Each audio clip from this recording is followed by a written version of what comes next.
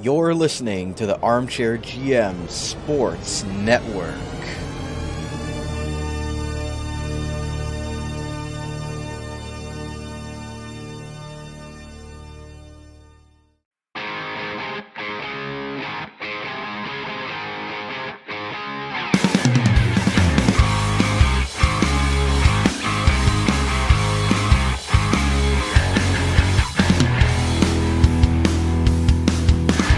This is Rod Mahood, your in-game voice of the Niagara IceDogs, and you're listening to the Dog Pound Podcast on the Armchair GM Sports Network, your podcast source for all game analysis, team interviews, and up-to-date news regarding the Niagara IceDogs. Perlini!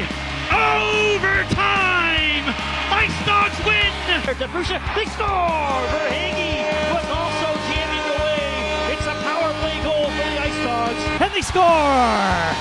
Hosang, first goal as an IceDog. Strom stops Shipley. Richie scores! Gets it to Akil Thomas. Thomas has the angle coming in. He scores!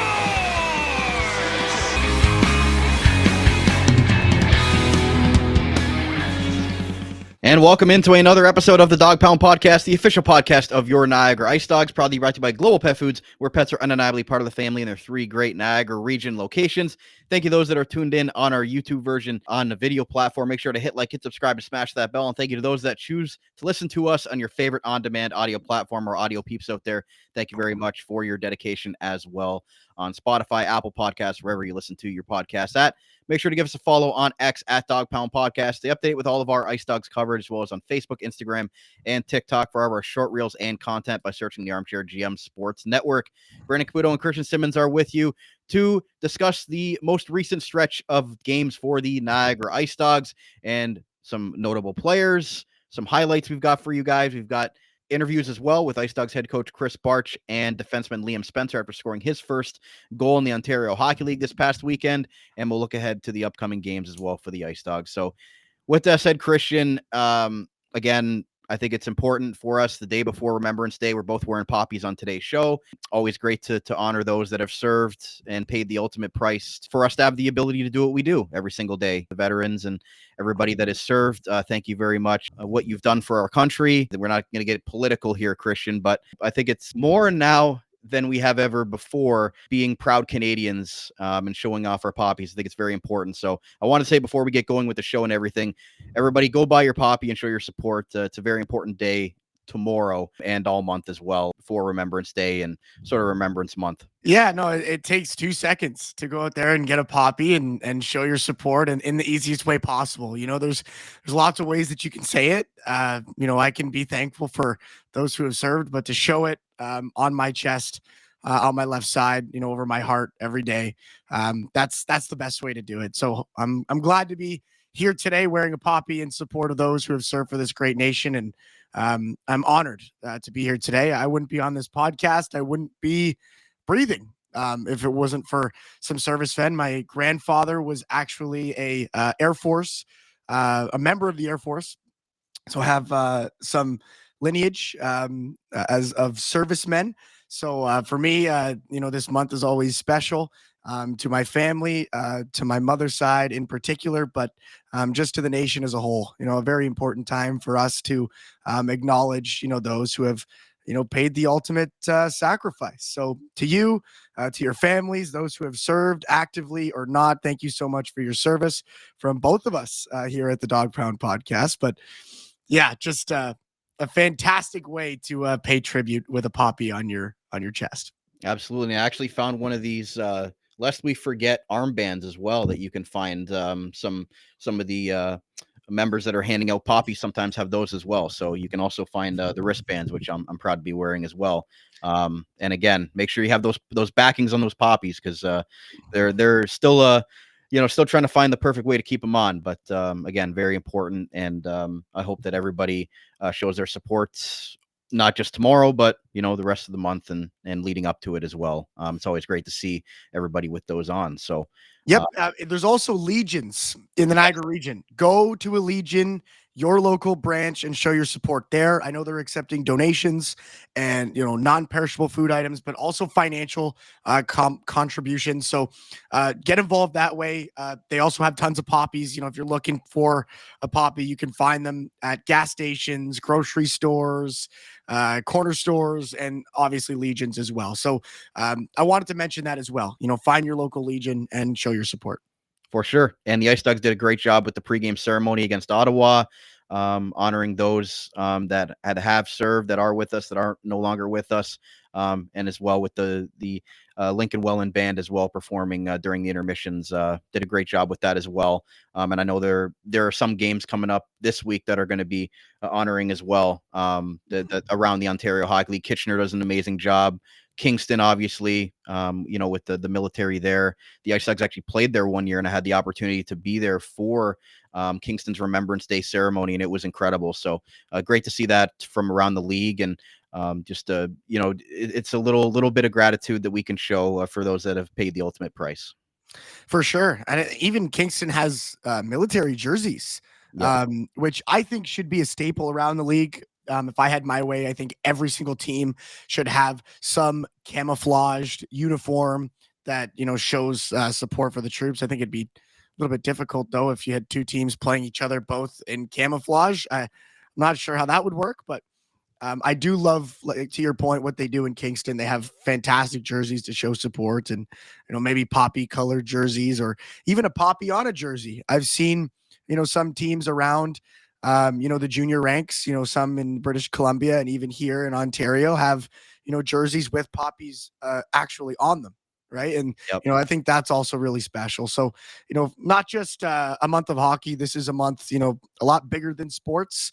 It's a monumental point in time for, some families. And, I'm just glad to be a part of it, glad that we can, take this platform that we have and, continue to raise awareness for, a fantastic cause and movement that is Remembrance Day and Remembrance Month. And, I'm happy that we can get on this podcast and even mention it. It's an honor, to be, somebody representing our community and, the Niagara IceDogs in a positive way. And, to be, another voice for some of those veterans and some of those people who don't have this kind of a medium, to tell their stories and, to raise awareness for their cause. So yeah, definitely very proud, to be here, like I said, and, in the public eye, come Remembrance Day. Absolutely. The Ice Dogs had some Remembrance Day jerseys in the past. We'd love to see those come back as well. Great stuff there from the Niagara IceDogs this last weekend with everything that they did there for the Remembrance Day game. So, Christian, we'll move past that a little bit now, getting into the games themselves. And before we even got to the game, again, it's the viral moment that's been going around. And for you that are listening in audio, I'm sure you've seen the video everywhere, but if not, you can just look up Ice Dogs mascot. And oh boy, did we have one heck of a moment against Ottawa. And again, full disclosure, as I put out in a social media post, that this was actually the backup Bones, the gentleman who typically plays Bone. This reverse angle kills me every time. This is great. Yeah, like if you're listening on the audio, you're missing out here. We're currently watching it, breaking down this play on repeat. Like, the funniest part for me is that they had a second angle. Like, it's the like second angle just killed. Like the fact people knew this was going to happen, and like people had like a tight shot on this guy to watch him. Like, this one is just great. Like, boom. And then like he gets right back up, like full credit to the backup Bones, doesn't skip a beat, gets right back up on his two sleds and continues with the wave of the flag. But yeah, just a hilarious event that occurred on Thursday night. You can watch this just nonstop. It's great. But yeah, the original Bones was day to day, I guess we can call him. Should be back for the next game, and he's coming back to quite the story that everybody thinks it was him. But the backup Bones, he might be in concussion protocol, so I'm not sure if he's going to be able to back up if there's an e-bug needed again for the mascot world. But he's week to week. Yeah, he's out. He's on LTIR. When you put that mascot head on, I guess it just gave him a blind spot and just ran into the net. You know what? Like, I will relate. I've been in a mascot costume before, and I'll tell you, like I have, and it's difficult because especially for you can't talk. Well, yeah, exactly. For me, that's like the worst 20 minutes of my life. I can't be annoying and obnoxious. Come on. But no, like I'll relate to this guy. Like, it's tough. Like when you have, because like your vision is hindered and you have to, like, you're either looking up or you're looking down. Like there's very rarely a mascot costume where the eye cutouts are directly aligned with your eyes. Like you have to be like the perfect mascot size. I don't even know if these kind of people exist. It's like a weird height. You know what I mean? Like you're like a 5'6.5" kind of thing. So I can understand what happened here. My condolences to you. I'm glad that he's wearing a mask, for public embarrassment. Like nobody knows who he is. So that's, or she. So that's fantastic.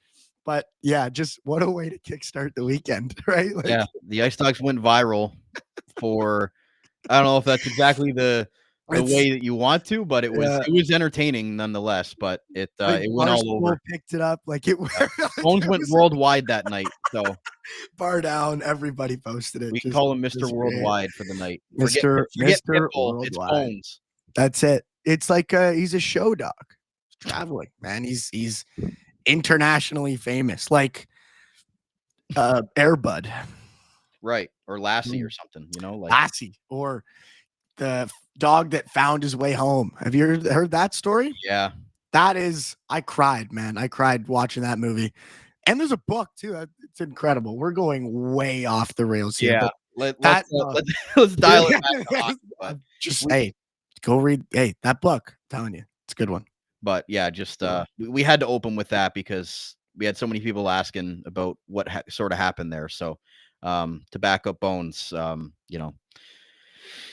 better luck next time is all I'll say. That's it. Better luck next time. Maybe sharpen the skates. I don't know. Like something needs to change. But yeah, still, like you said, viral moment. A lot of fun.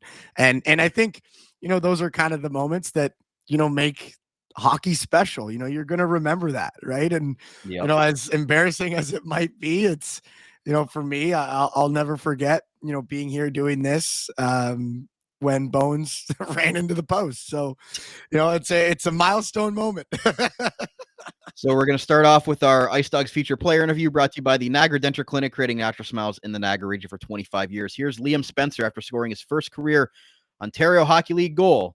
Well, Liam, that was a long time coming for you. I know you would have rather it in a win, but to get your first puck that goes into the net in the Ontario Hockey League, I'm sure you've been waiting a long time. Yeah, it was awesome. It's been a few years since I scored a goal, so it was nice getting the monkey off the back there. Yeah, for sure. And coming over from London, coming from a great program with the Hunters, and coming into a room here, getting a full-time opportunity, how much have you welcomed that the ice time and being able to play in a full-time role here in Niagara?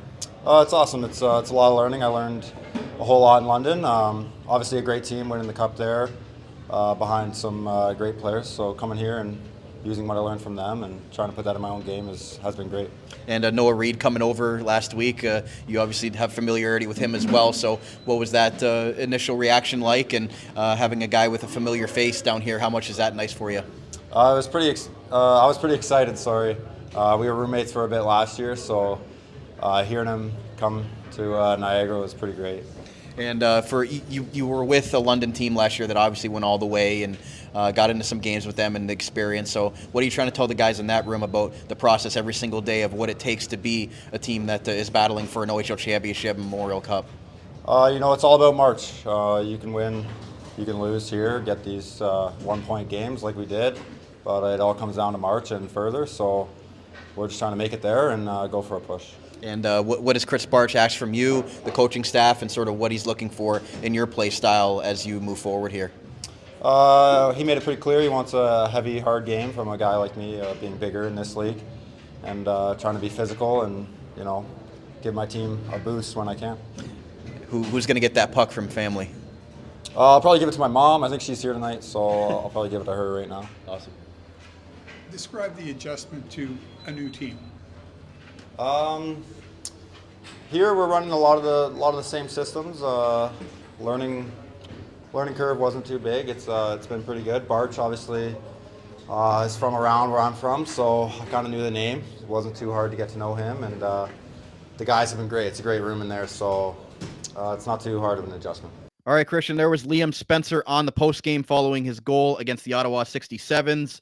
Again, a guy that came over from the London Knights, more of a rugged, bruising defenseman, but it seemed like that was a long time coming for him. He played a couple of seasons before playing, somewhat regularly last year with London. He had been with Mississauga before that.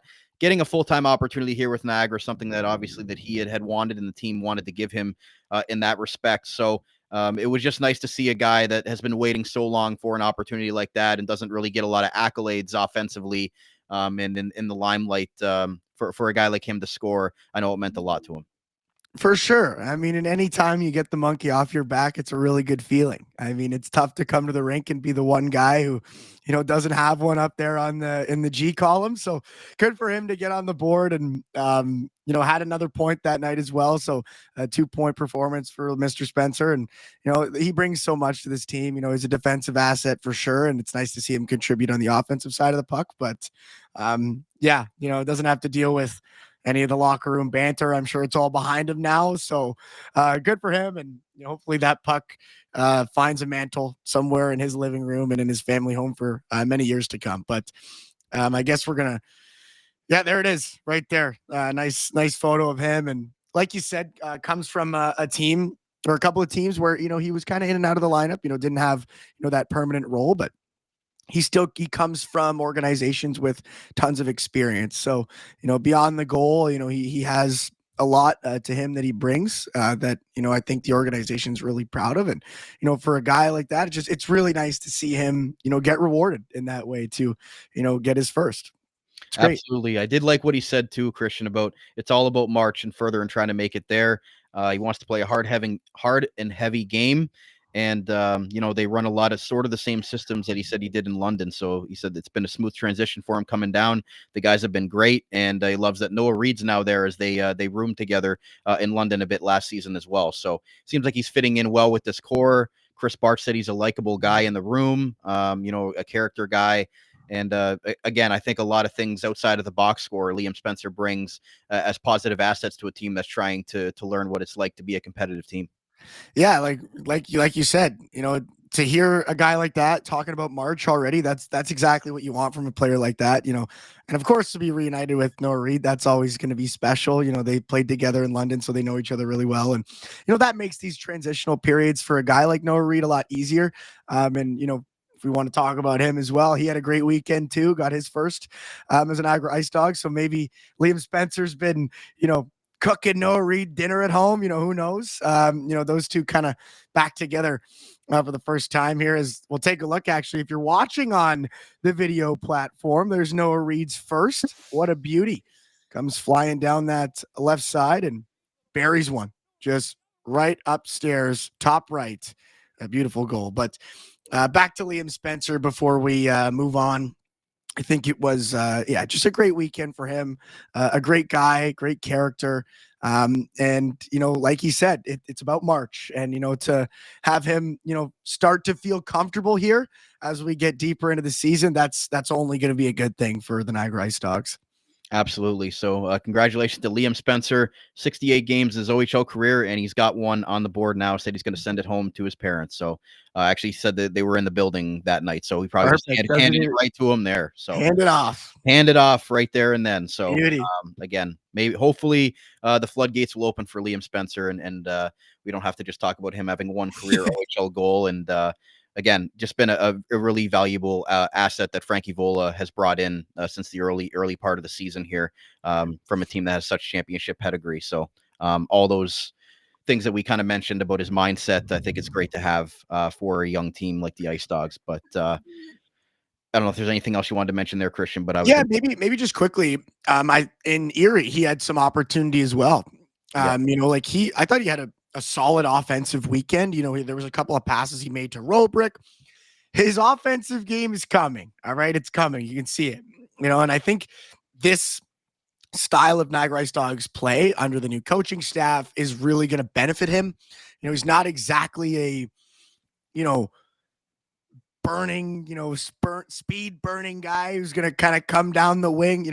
He plays a very strong positional game. And I think with the way that the Ice Dogs break into the zone, get pucks in deep, get possession, and set up, for a guy like that who has a big presence at the blue line, I think it's really going to benefit him. And we saw it this weekend, with the goal, the assist, and then again in Erie, he was making plays. There were some opportunities where he was able to hit some seam passes. He had opportunities that really came his way. So I think to Frankie Vola's credit and the coaching staff, they've really picked a guy that's going to slide into this kind of DNA that they have, that they're kind of cooking up in Niagara. And I think he's a perfect fit on the back end. And I would expect that, the offense is going to continue. So I wanted to mention that as well. It wasn't just kind of a flash in the pan against Ottawa. He had a pretty solid weekend as a whole. He played well offensively.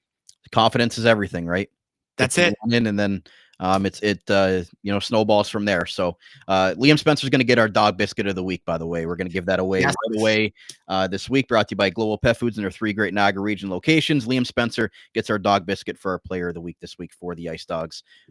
Even though, again, it wasn't the week that they would want as a team as a whole, only picking up 1 of 4 points. Again, in a long 68 game season, we have to take these weeks and just, sort of just let them go, because it's part of it. And back to the drawing board is the name of this week's episode. So that's sort of what the Ice Dogs are going to do, especially the drawing board with that power play. So Christian, let's get into the games themselves. Again, we're not going to sit here and go over the entire box score and everything. I'm going to pull some stuff up to play for you guys on the video version as we're kind of talking through things. But the Ottawa game did hurt a little bit, Christian, because this was a game where the Ice Dogs had that lead late in the third period. We're not able to hold it with Ottawa tying it with the goaltender pulled after the Ice Dogs had taken the lead with 2:45 left in regulation on Kevin He's goal after Ryan Robrick had tied the game. So the Ice Dogs had themselves a great third period comeback after what was a typical Dave Cameron game against the Ottawa 67s, a low scoring affair, not many penalties at all, only 1 penalty power play in the entire game for both teams combined. So the referees put their whistles away in this one. But again, when you have a lead with 40 seconds left, and we'll hear from Krys Barch a little bit later about his comments on the game, but you got to be able to close those out. And the Ice Dogs going through, again, he talked about wanting to get that out of the way now as opposed to in March. Yeah, and I think for the Ottawa game, like you said, when you play a team that's coached by Dave Cameron, you can't make mistakes. If you have momentary lapses of focus or lapses of positioning, they're going to make you pay. And you saw that in the third period. The Ice Dogs were up, they had the lead, they score that goal. And then I don't know, what was it? It was, 2 minutes here. It was literally exactly 2 minutes later, Jasper Kuda scored to break it, to tie it up. And then they score again, obviously in overtime to win it. But I think that for me is the big one. If you are winning, you take the lead with 3 minutes left against a team that is structured, that is not going to give you opportunities. If you get a chance to potentially send a game to overtime or to win it, down the stretch, you have to take advantage of that. And I think for me, that was the big one. Obviously, from the game as a whole, there's some things that kind of stand out. In the second period, they got outshot, they got dominated in the second period, and giving momentum back again to a team that's very structured and very talented and very organized. It's not a recipe for success, but I do think there is some positives here from this game. The power play only went 0 for 1. They did win. They did win the face-off dot, so that's exciting as well. It's been a strong point so far for the Ice Dogs, and of course they closed out the game, relatively well. They scored 2 goals in the third period. They won the third period when it mattered.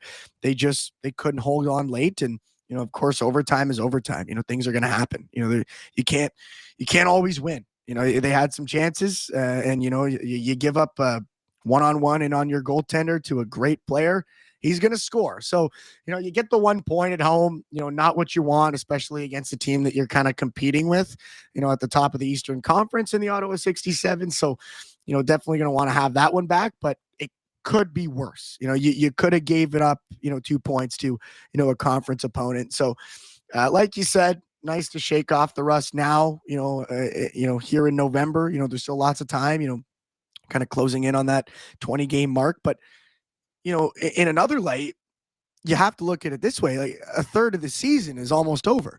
So I don't know how long that saying really applies. Like, how much longer are we going to say, well, it's the beginning of the year? Because it's really not. We're 10 games away from the halfway point. So I think some of these mistakes are crucial. They're critical. And closing out games, down the stretch in the third period and in overtime, you have to be able to win those games because come playoff time and come late season, in January and in February, like those are games that you have to win. You give up a point down the stretch, and if you take a look at the standings right now, Ottawa and Barrie, Niagara are separated by 4 points. If you give up a point, in February, like that's going to sting. And you give up a point in the playoffs, that's called a loss. It doesn't matter if you got a point. If you lose a playoff game in overtime, you still lost the game. They take a game in the series. So I think, yes, lots of positives. Liam Spencer, gets 2 points. I thought Cole Cooksey as well in this game, I will mention, had an opportunity in the top 6. He played a fantastic, 60 minutes of hockey and then some, 62 minutes. But I think just kind of the way it ends, right? You have to be a little bit more, accountable, at the end of the game. You can't let a team like Ottawa tie it up with 2 minutes left. You got to find a way to hunker down and really take care of business as things, approach that final horn. So that for me is my analysis of the Ottawa loss. Some positives in there. Liam Spencer played great. Got some solid goaltending as well. Cole Cooksey looked good. Noah Reid up on that top line, had an assist as well. But yeah, got to close out those games late, man. That for me, it's the killer. Like, to lose a game like that, like they tie it up with 2 minutes left and then they score in overtime. It's like, ugh. Like, it's just, it hurts. It hurts. It really hurts to lose one like that.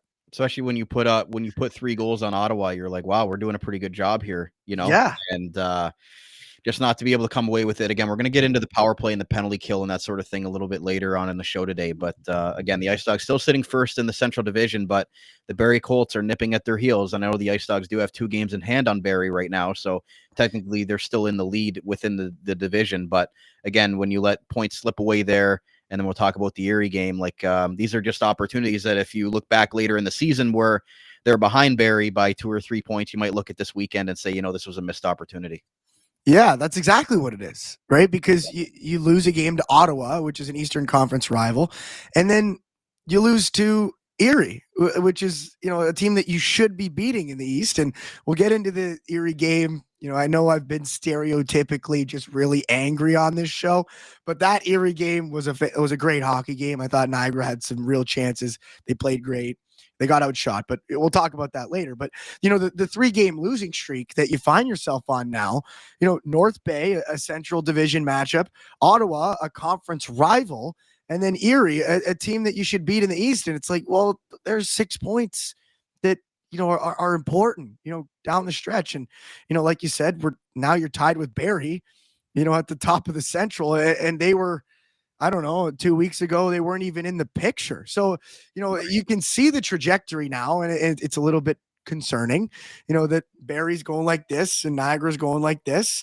And, Brantford just continues to soar. The teams in the West have looked fantastic. Like Windsor and Kitchener are just, tearing it up. London is starting to, to find their game. Barrie's finding their game. And it seems like Niagara is not finding their game, and that's concerning.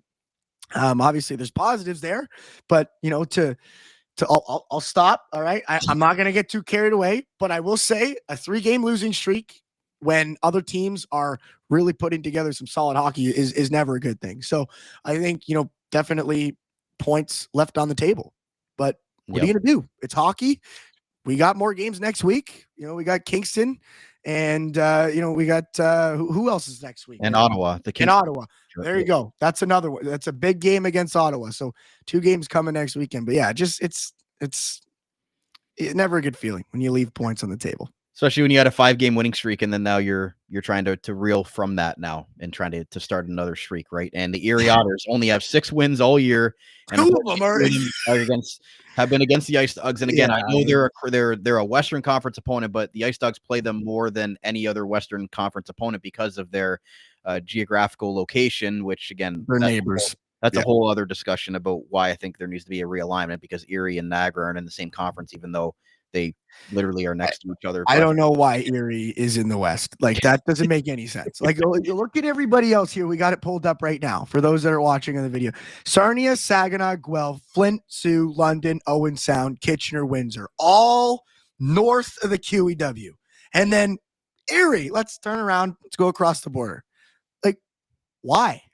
But yeah, it has nothing to do with IceDogs. So it's not exactly, that's a Reese Dumanian, Colin Ward, OHL and 60 bit. So we'll let them do that. Yeah. But I like, it just doesn't make any sense to me. I'm right there with you. I don't know why. Erie should be like, you could take Sudbury and put them in the West and put Erie in the East. You know what I mean? Like, you could put there's a lot of options. You could put North Bay in the West. You could put any of those teams like that. But like North Sudbury and North Bay are in your division. Yeah, I guess so. And I would be happy if you put North Bay in a different division at this point, because they're playing well too. Another team that's kind of on an uptick. So a team that we lost to in the Central Division, part of the losing streak. But yeah, like you said, when you take a 5-game winning streak and follow it up with a losing streak, it's kind of like, well, I mean, that was fun, but what are we doing now, kind of thing, right? Yeah. It's like, well, it's like that, like a so feeling, you know what I mean? It's like bittersweet, where it was like, that was great, and then it's like, well, no, let's just go ruin it now, because why would we stay happy for an extended period of time? So, but again, it's part of the game. You're not going to win 68 games straight in the OHL. It's just not going to happen with how competitive things are today and the way hockey as a sport is trending. It's a tough game. These are not easy games to win. So, you kind of have to take it, game by game, week by week. And that's what we're going to do. We're going to move forward. And we're going to take a quick break on today's show. We're going to come back. We're going to hear from IceDogs head coach Krys Barch. We're going to give you some highlights from that Erie game as well, a little bit of analysis there, and a recap sort of the overall stats from the weekend and going forward into that Ottawa and Kingston road trip upcoming this weekend. So stay right here. We're right back on the Dog Pound Podcast, the official podcast of your Niagara IceDogs, proudly brought to you by Global Pet Foods, where pets are undeniably part of the family. We're right back after this. Did you know that the Global Pet Food stores in the Niagara region are all independently owned by members of the local community? We believe that pets are truly part of the family and are a source of joy in everyday homes around the world. Yet that living, loving experience usually doesn't happen all on its own, but takes extra effort to create and maintain. And we want you to know that the owners and staff at Global Pet Foods are always there to help you keep it going any way we can, because we believe. Proud show sponsor of the Dog Pound Podcast, the official podcast of the Niagara IceDogs. We hope to see you at one of the following locations across Niagara: 3643 Portage Road in Niagara Falls, 160 Highway 20 in Font Hill, as well as 400 Scott Street in St. Catharines. Global Pet Foods, where pets are undeniably part of the family.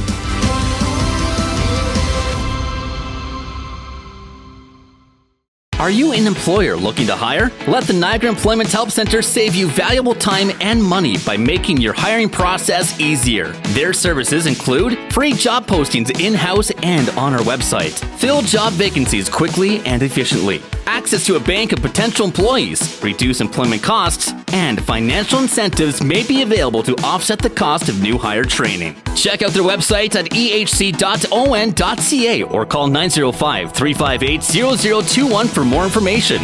The Niagara Employment Help Center, helping people find work since 1983.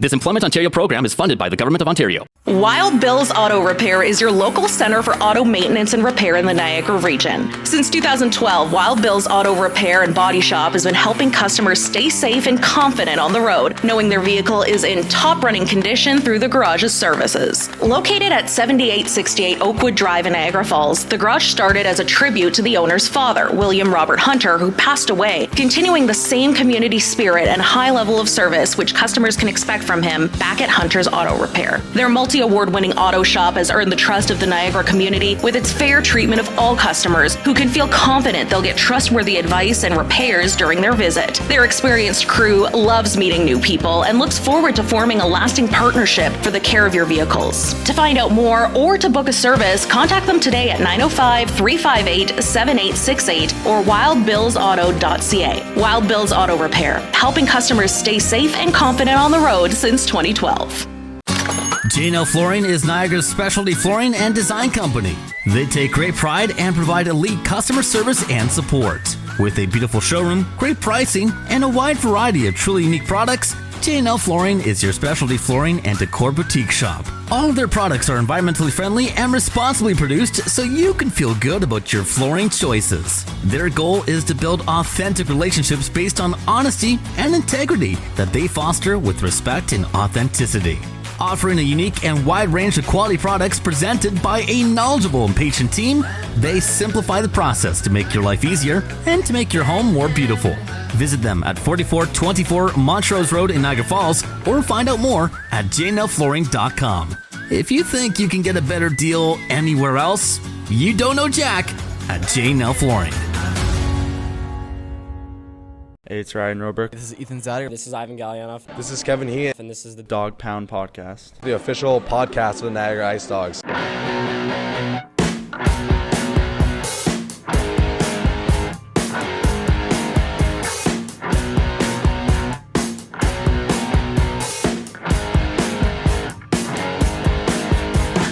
And welcome back to part 2 of today's Dog Pound Podcast episode. Brandon Caputo and Christian Simmons back with you here on the official podcast of your Niagara IceDogs, proudly brought to you by Global Pet Foods, where pets are undeniably part of the family in their 3 great Niagara region locations.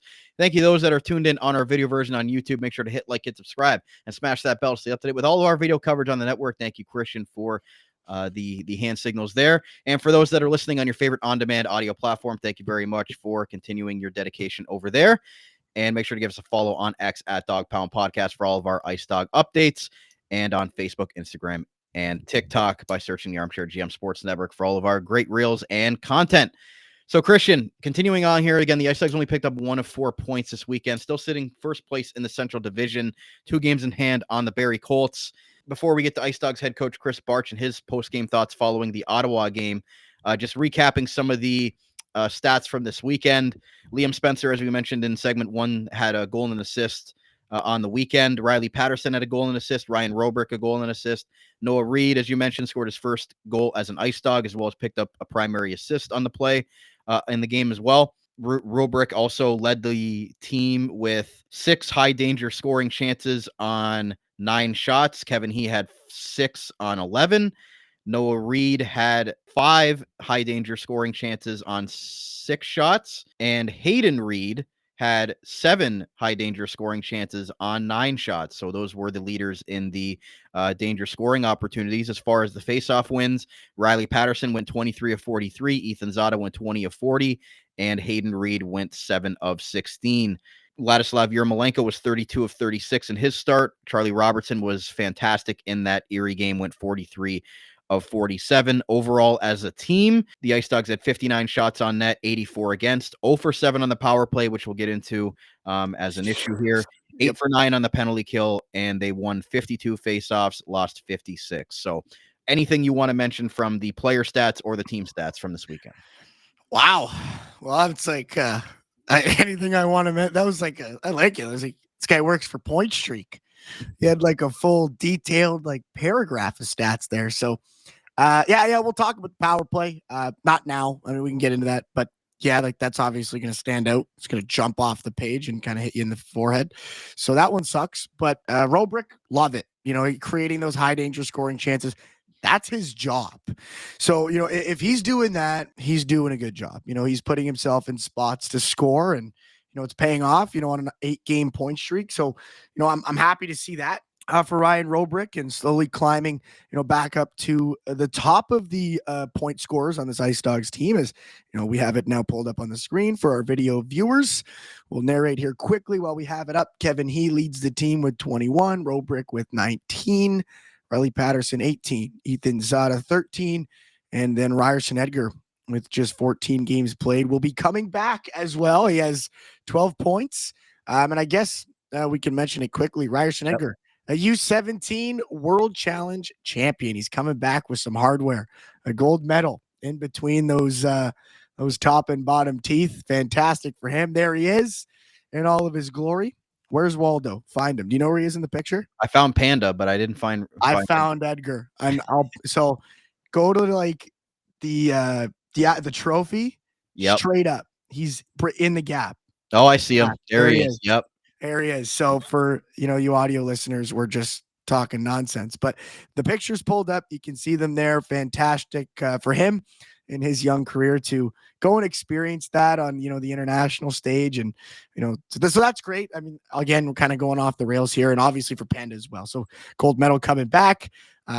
We'll be happy to welcome them back home. But definitely nice to have them come back with some hardware. I mean, it's always sad when you see some of your representatives and one of your players and one of your staff members go away for a couple of weeks, but it was worth it. They're coming back with a gold medal, so we'll accept it. But back to the statistics. I think I'm liking what I'm seeing from Robrick, and I think he's kind of the catalyst. We've talked about him a lot on this show, and I think that's going to continue. Nothing's going to change. We're going to keep talking about Ryan Robrick because it's his draft year. He's supposed to be at the top of the leaderboards for this team. He plays pivotal moments. He's kind of that lead trigger man on the power play. And, when I hear that he had, he led the team in, high danger scoring chances this weekend and still had points, and we'll watch some of the clips from the Erie game. The guy could have scored, a couple more. So, it's good to see him producing and see him kind of finding his legs. As far as some of that other stuff, a lot of it went over my head. Was there anything else, Brandon, that you wanted to mention from like the team stats? Like obviously the power play, but they got outshot 84-59 this week. Yeah, like that's the kind of stuff that has to stop. But and you know what? Like the Erie game, they get blatantly outshot, and I thought they still played a good game. And we've talked about this before. Like a shot is just a shot. Yeah. Krys Barch has mentioned it too, in some post-game remarks. Like you could shoot the puck from center ice and register a shot. Like it really doesn't change a whole lot. So, yes, the numbers are kind of concerning. When you get outshot by 30 across 2 games, it's not great. But I think, especially in Erie, the game where they really got outshot, they had chances. They could have won that game. They played great offensively. Robertson had some incredible saves, and we'll get into that. But I think for me the shots aren't as bad. What was the? Did you say there was a plus-minus one? No, the penalty kill was 8 of 9 against Erie. But again, we're gonna get to the Erie game shortly. We'll get to the Erie game, but yeah, I thought there was a plus-minus one in there. Sorry. No, just face-off wins. Just face-off win, and that's another one. They won the face-off department, so good there too. And that's another big part of this team, right? You got guys like Ethan Zada, you got guys like Noah Reed, you got guys like Gallianov. Like these guys, they win faceoffs. Riley Patterson, if you have kind of that core up the middle, you expect them to win faceoffs, and that's what they're doing. So that's a positive takeaway. I like it. We're staying positive. So we're going to get to IceDogs head coach Krys Barch here with Inside the Coaches Room, as always, brought to you by the Niagara Employment Help Center, helping people find work in Niagara since 1983. Here's what the IceDogs head coach had to say following the team's overtime loss to the Ottawa 67s. Well, Coach, I know that wasn't the ending that you wanted, and pretty exciting third period, but from a coaching perspective, what do you want to tighten up there? Just, again, guarding a lead. But overall, to be honest with you, they're very structured. Refined, played very tight to their system. So for us as a group, I was actually happy with the overall process. It's exciting for the fans, so hopefully they enjoyed it. But yes, we would like the additional point. But again, if you look at process, we've got no complaints. Very much a low-scoring game, and you knew that coming in against the Dave Cameron team. You played against him in your NHL career when he was an NHL assistant, so I'm sure it's nothing new to you about what type of style he likes to play with his team as a coach. And through 2 periods, it was a very low-scoring game there. So what do you tell the guys when it's low-scoring like that, and just continuing to play the process and continue to do the right things even though the puck isn't going in the net? Yeah, again, it is a chess match. when I played at that level against Dave, my job was a little different. But we knew what we were coming into. We knew that they were, like I said, going to be consistent, play within themselves, play within the system. Or their system, and they were going to force us to make mistakes. So it was the least amount of mistakes. Really at the end would probably create or prevail to be a winner. So for us, we knew that we had to be tight with respect to how we were going to play within our structure. I know you probably haven't had much time to look at the film yet, but what did you see on that line change there that resulted in them scoring that goal, the go-ahead goal? It seemed like Kevin tried to get the puck deep, and then your D got caught the other way. Was that in between a line change? What was going on there? What I'll say is this: I haven't seen video yet. Okay. We'll assess then, and we'll discuss as a group tomorrow.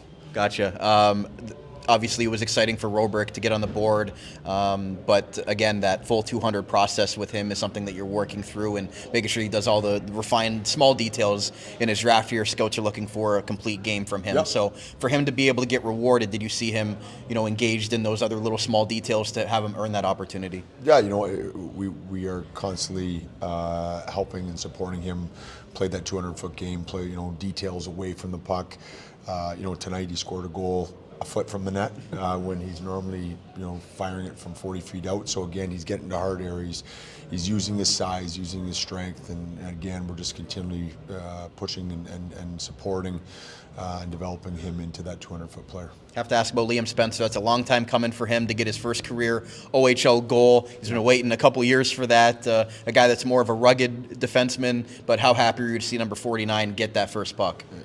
Believe it or not, we had a long discussion as an entire team this week in video about Liam not scoring. So I think he was very relieved to put that behind him. You know what? He's a big man, a big personality, brings a lot of positive to the dressing room. Well liked and well respected. It's great to see him, be rewarded for the work he's put in. And you were moving Monks up the lineup. Seemed like he was with a couple of different lines tonight. Seemed like he had earned a little bit more ice time. What did you see from him to play with a couple different lines tonight? I think there's a few of them, and it's nice for our young kids to see that they're starting to push up in the lineup. Monks, he's got skates that fit him now. He was wearing skates that were about half a size to a size too big, so that's first and foremost. So I think he probably felt comfortable. But no, his work away from the puck, work on puck, the attentiveness to the detail within his game. Forecheck, he was great. Engaging hard areas, doing a lot of things that support that line or any line that he was on. I thought, Hager had a great performance as well. He started, I think on the fourth line, and I think he ended up in the top two and playing some big minutes for us in the third. So for us, we want these players to keep pushing the envelope. We want these players to be a big part of our team now, and then also, again, we're developing for the future. And then lastly, a lot of learning lessons in this game specifically, and with the lead late, you've got the goal there. They've got the goaltender pulled. You have a chance at the empty net, and they come down and score the other way. So what's the message when you're that close to victory, but being able to put it away and tighten that last bolt to finish off the game?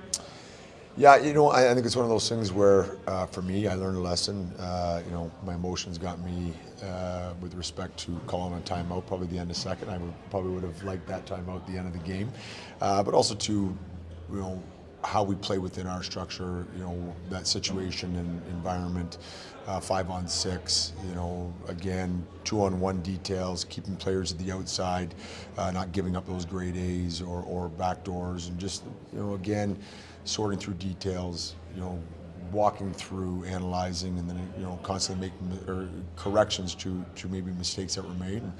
And, like we talked about in our coaches' room, you'd rather make some of those mistakes now than in March. Coach. One penalty the whole game. You know what? I loved it. Yeah, they let the men play, which was refreshing. But I think it was a great hockey game for everyone in the building. There was IceDogs head coach Krys Barch. Christian, he mentioned a lot of things. He even took criticism for himself for taking the timeout late in the second period. Could have used that late in the game when the 67s were trying to even the game up. So he said it's always going to be a chess match when you're playing against a Dave Cameron run team. We know that they had to play within their system and force us to make mistakes. I think my biggest takeaway from it was that he mentioned Ryan Robrick getting to the hard areas. He met like the way that he scored that goal.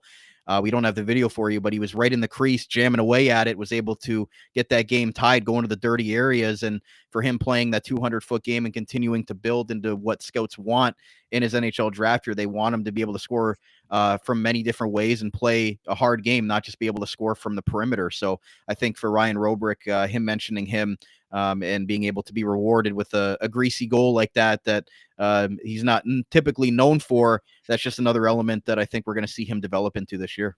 Yeah, and the other thing for me on that goal was the emotion that he displayed afterwards. We don't have the video, so we can't play it, but when he scored that goal, he celebrated. Like he went down to one knee and he was happy. He was riled up. And for me, those are the kinds of things that you want to see from a guy like that, right? When he rips one from the point and confuses everybody on the ice with that quick release, like that's one thing. But like you said, to kind of get to those dirty areas, to be out front, kind of mucking it up with, some of the other guys down in the crease. And then, when he scores, to display some emotion like that really kind of shows you that he cares, that he wants to win. And, those are the things that you want to see from your superstar forward, not just, the pretty stuff, but the dirty stuff as well. And he was right there for that as well. So, and then, yeah, I thought the timeout conversation was pretty funny with Krys Barch for sure. I think it's, 2020 hindsight, right? Like, you're always going to say, oh, I wish, this, or I wish that, but second period was a mess. Like they got outshot 16-7. Like the timeout was necessary. Like they score in that third period twice to take the lead, probably because they settled down in the second period. I think it could have got out of hand. They could have given up 4 in the second period. And then all of a sudden, there's no need to call a timeout at the end of the game. So I think the Krys Barch timeout, it's nice to hear him kind of owning up to that, but I don't think it was the worst call in the world. And then, to kind of talk a little bit about Robrick. Yeah, for sure. I think that's big takeaway for me, just that, he's really developing that 200-foot game. And, again, on this one, just Cole Cooksey, I thought looked great in the top 6 too. So I want to mention that about the Ottawa game. But yeah, I love the way that he analyzes games as well. I will say, like, when you talk to Krys Barch, the way that he communicates things, it's impressive, for a guy that, when, he was a player was more of a gritty kind of physical. You don't expect that. You don't expect it, right? To be into the X's and O's, but he's very engaged with, the intellectual side of the game and the hockey intelligence is there. And the way that he breaks things down and, the way he talks about, reviewing footage and, getting to the little areas and winning these minor details away from the puck. It's very encouraging. And, I love listening to his interviews for that reason, because he has a very analytical approach to hockey as a whole, which is surprising. Like you said, you don't expect that. Yeah. He doesn't get too low on things, he just never gets too lows. It's, they just got to work through some 6-on-5 processes that he talked about, keeping players to the outside, sorting through details out on the ice. And again, as I mentioned in the first segment, rather make these mistakes now than in March. But again, this team is still trying. There's been so much turnover and so much change with trades and signings. And like this team is still, even though we're 2 months into the season, I don't even think that they completely know who they are yet as an identity from top to bottom in this lineup. So again, once Noah Reed gets a few weeks under his belt, some of these other players coming back as well, I think that it's just going to take a little bit of time for the full cohesion of this unit to see sort of what the management and the coaching staff has in place for these guys. But again, as always, great stuff there from Krys Barch. So Christian, to end the show today, again, we're going to put some highlights up on the screen for you guys watching on the video version, and audio. We'll try to narrate it as best we can for you guys. But again, the Erie game, we're not going to,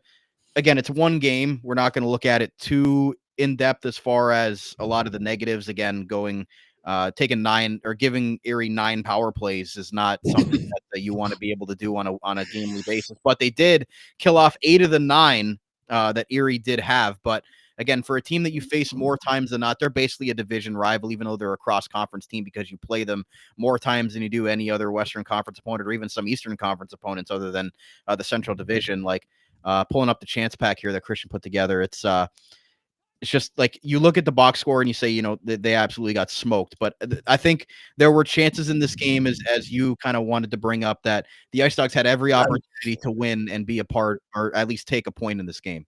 Yeah, and we'll kind of hopefully watch back the first couple again, and here's a great one here. Reisnecker plays it ahead, little cross pass from Robrick. I love that. You see Robrick kind of getting up in the rush. He makes a nice play.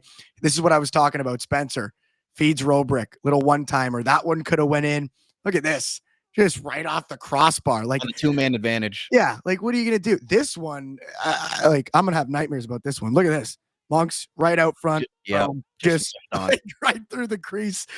For those of you on the audio platform, we're just taking a look here at some chances that the Ice Dogs had. And, I just love that play from Reisnecker there, though. You see the way he kind of gets up in the rush and starts that play. That's what Central Scouting is looking for, when they rank him so highly. So, yeah, I think for me, that's the big thing, big takeaway from that Erie game is that, they had chances. They had lots of chances. And they lose a game where, they were outshot. And, Robertson played great, and we'll show some of those as well. And, here's some of the goals. Riley Patterson comes in, nice little right back to the forehand, just dip the doodle. How you doing? Thanks for coming. No Erliden, not a chance to stop that one. That's a beautiful little play there. And I love the play from Ethan Zada on the boards. Actually, he starts the whole thing. Up ice is Patterson, but Zada makes a nice play. He tosses one up the wall, and this team's dangerous shorthanded. They are dangerous. They almost get better opportunities shorthanded than they do on the power play. They do, and it's because of their personnel, right? They have guys that can play, in defensive roles, but also have offensive capability. And I think, and there's another guy right there, Noah Reed, who has, the offensive capability and, the ability to score and, also kind of shut it down defensively. And, we'll take a look at his goal here. But to your point, Brandon, on the penalty kill, they absolutely have the ability to do a little bit of both, right? They can create offense, but they can also create defense because of the personnel that they have out there. When you got Ethan Zada killing penalties and Riley Patterson killing penalties and Noah Reed and the occasional Ryan Robrick appearance on a penalty kill unit, those guys are also goal scorers, so it's exciting when you have a group of players that can score. And then, of course, Charlie Robertson will play this pack here, which is, his 2025-26 montage clip. This is going to be on a YouTube video somewhere later. Look at some of these saves right across that one timer on the back door. Thanks for coming. Out front, another soft spot. No problem at all. You got the rebound as well. That was a fantastic stop. And then I think there's one coming up at the end of this pack that I really wanted to talk about, but this one here, another just very controlled, right out at the top of the crease, does a great job to manage the pipes, doesn't give up too much. That puck was loose and he laid on it. Yeah, does a great job to lay down. This is the one that I lost it. Look at this. Nope, not this one. It's the next one. Excuse me. It was in the second period.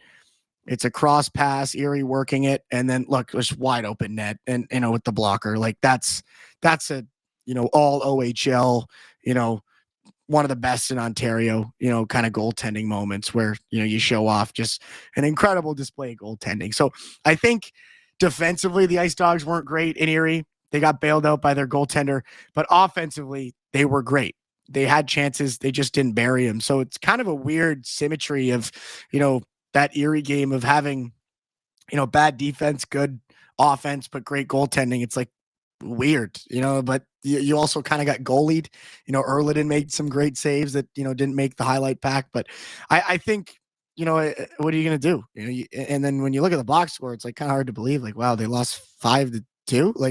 So it's an empty netter, but yeah, of course. Yeah. But again, the box score is never going to tell the full story. And I think that's why I wanted to narrate some of those clips. That's why I wanted to bring them into the show. And hopefully that it will become a permanent staple when we do some of these video podcasts, just to show some of those. But I thought it was important, give Charlie Robertson his flowers. The guy stood on his head.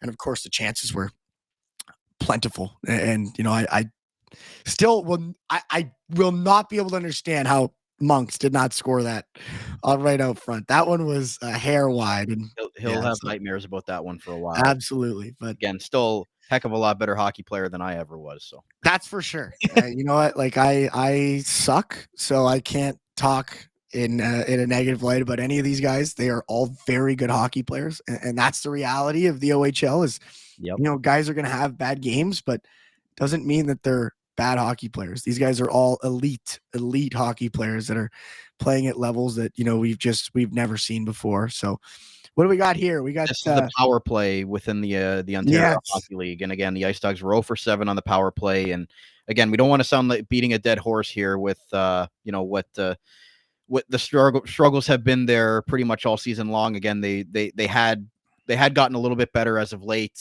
but again, when you're third from the bottom here at 13.9, I think they were upwards. I think their highest was about 16 and their lowest was like 9.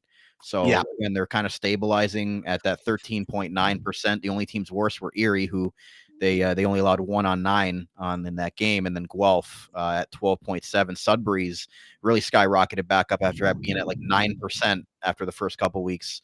Brantford has just been out of this world at 41.0%, leading the Ontario Hockey League in that sense. But again, for Niagara's sake, Christian, they have to get this thing worked out here. Again, they've been trying that 5 forwards. They tried with the defenseman as well. We've kind of seen a rotation of defensemen tried in that spot with Frolov and Reisnecker and even Blake Barnes when he's in the lineup. So again, like I think it's just something that this is back to the drawing board here for them.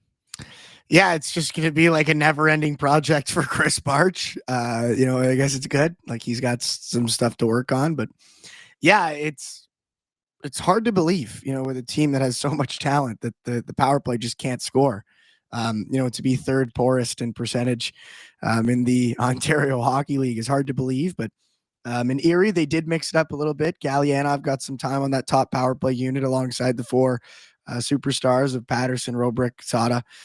And so that was an interesting unit, I thought. And, you know, hopefully they're going to kind of keep mixing it up. You know, that's, you know, again, another 5 forward unit that just has not been able to score. And again, they got skumped in Erie. They got skumped in Ottawa. It's an 0 for 7 weekend on the power play. So, yeah, I mean, I will continue to say this. I think Frolov should be on the power play. I think Blake Barnes, when he's in the lineup, has, you know, an aptitude to be on the power play. It's more about, you know, what kind of, you know, defensive game are we going to expect from Blake Barnes? You know, at times there was a few shorthanded goals that went the other way. And, you know, sometimes you concern yourself over things like that. But yeah, it's like this team is way too good to be scoring on a power play 13% of the time. Like it's just an inexcusable gaping hole in the statistics for a team that's just way too good. You know, there's no excuse, right? If you don't have superstars, if you don't have goal scorers, if you don't have a 41 goal scorer from last season on the power play, like, okay, you know, we can rationalize. We can say, you know what, like we don't have the personnel. You have a 30 goal scorer, you have a 40 goal scorer, you have 2 20 goal scorers, you got some of the best shots, best passing, best vision in the Ontario Hockey League. So to be scoring at 13.9% is just, it's not good enough. So they're going to gel. It's going to come, you know, and, you know, there's no real panic here because again, they have the talent. It's just like, you know, when they do start scoring, you know, how nice is it going to be to score 3 power play goals in a game?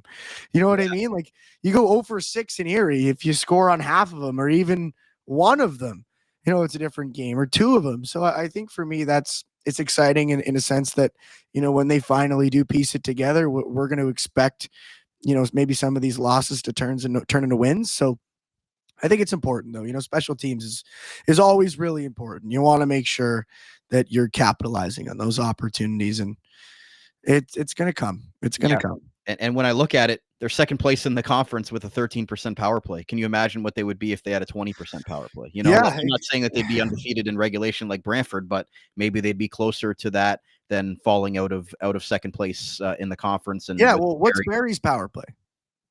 Barry's power play, where are they ranked? I have the penalty kill up right now. Let me switch it. Yeah, Barry, because I'd be curious to know, because Barry's on an upswing, right? They've been playing fantastic. Like Kayshawn Aitchison is fourth like in the league. Yeah, so there you go. Right? that when your power play is working, you win games. They're 6-2, 0-2 in their last 10, right? Like And of course, they have maybe just as many superstars as we have. I don't know if they have more. Like, maybe that's a conversation to have with, Mike, Mike in the booth from Barrie. We could get into a debate, but yeah, I don't know that Barrie has got a better top six. I don't know that Sarnia has a better top six. Windsor, Owen Sound, of course, Brantford is like a machine, but like I said, Niagara could be up there. They could be on a 6-2-0-2 stretch. They could be a 7-2-1-0 team, over their last 10, like the London Knights, with a 23.2% power play. So, yeah, I just wanted to pull that up. Sorry to pull you away from the penalty kill, and we'll look at that as well. We'll take a look at the other side here, but yeah, I thought that was something I wanted to just mention is that, when your power play is working, you're winning games. You're winning hockey games, especially when you have 7 chances in a weekend to score and you don't score in any of them. Like it's, you know what I mean? Like that's the difference between winning and losing is, we flip over here. The penalty kill, Brandon pulled it up here. Penalty kill looks great. 5th place in the league. Yeah. 5th place in the league, 83.1%.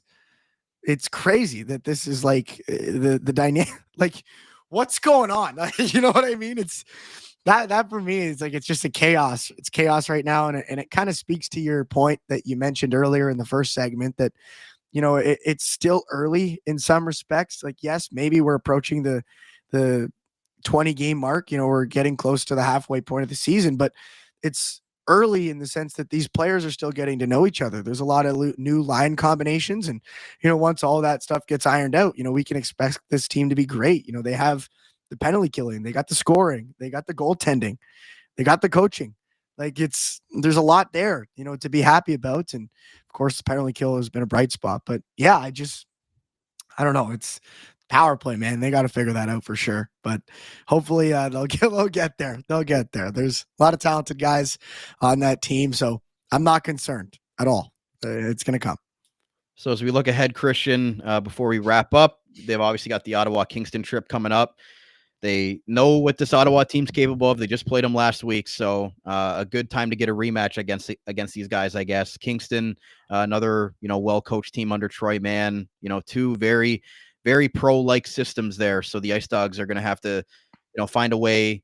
They were able to beat Kingston the last time they played them when Kingston came down to Niagara. So I think when you look at it, and then you've got Brantford and Barrie coming in the week after, 2 big home games. Obviously, we'll talk again after the Ottawa Kingston trip next week. But and looking ahead to those the Brantford and Barrie games, can't look too far ahead, even though those are 2 very important games, measuring stick games. Right. But, the Ottawa Kingston trip, long bus ride. Those guys, it's a back-to-back as well. They got to play on Friday at 7 in Kingston and then at 3:00 in Ottawa the next day. So a quick turnaround, like that's more than a back-to-back. It's like back-to-back in half the time. So yeah, they'll get the Sunday off to rest. But when you look at it, Ottawa Kingston coming up, after a week where you just had a chance to beat Ottawa and then the loss to Erie, like when you won 5 straight, lost 3, they got to get back in the win column here because then Brantford and Barrie are right up there. Yeah, it's like you wake up from a nightmare and there's another one the next night, right? Like Kingston, Ottawa, Brantford, and Barrie is a tough stretch. Like those are games that aren't going to be easy to win. And I think now with Ryerson Edgar coming back, like there's no excuses. Like you got to win these games. You don't want to turn a 3-game losing streak into a 7-game losing streak.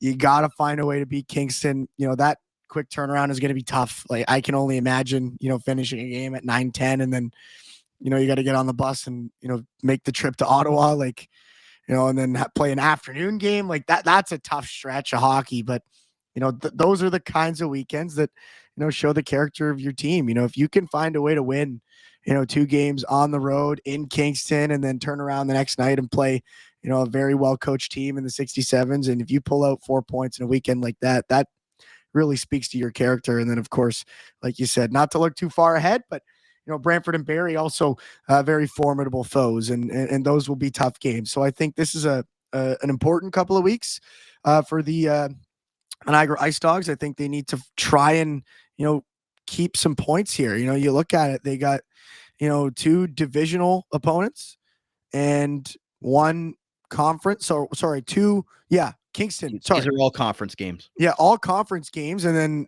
Barrie, their rival at the top of the Central Division. So there's a lot of points, important points, on the table. Hopefully we can find a way to pull some to the home side. So I think this is an important stretch, like you said. But yeah, man, that weekend in Kingston and Ottawa is going to be brutal. But Ryerson Edgar coming back, so reinforcements are on their way from Nova Scotia. Absolutely. So I don't know if you got any other final words, Christian, but that's it. Final remarks. Oh boy. I don't know. I think we're good. Maybe one last, just emphasizing Remembrance Day tomorrow. Big day. Be sure to go out and grab a poppy and show your support for your servicemen. We wouldn't be here today without them. So I think that's a great way to close it out. Also, Blake Barnes officially signed this past week. So just quickly sneak that in there as well. Nice to have him a full-time Ice Dog for the remaining weeks of the season. But that's it for me. I think that's a great way to end it. Yes, Blake Barnes signing his full-time contract with the Niagara IceDogs. So I expect to see him in the lineup at some point soon. So that's going to wrap it up for another episode of the Dog Pound Podcast, the official podcast of your Niagara IceDogs. Proudly brought to you by Global Pet Foods, where pets are undeniably part of the family. There are 3 great Niagara region locations in Niagara Falls, Fawn Hill, and Scott Street in St. Catharines. Thank you to those that tuned in on our video version on YouTube. Make sure to hit like, hit subscribe, smash that bell, as Christian's pointing to right now. And thank you again to those dedicated audio listeners as well at Dog Pound Podcast on X for all of our updates on Ice Dogs content, and on Facebook, Instagram, and TikTok by searching the Armchair GM Sports Network. So for Christian Simmons, my name is Brandon Caputo. Yes, go buy your poppy for Remembrance Day tomorrow, and we'll talk to you again following the Ottawa-Kingston trip next week. You're listening to the Armchair GM Sports Network.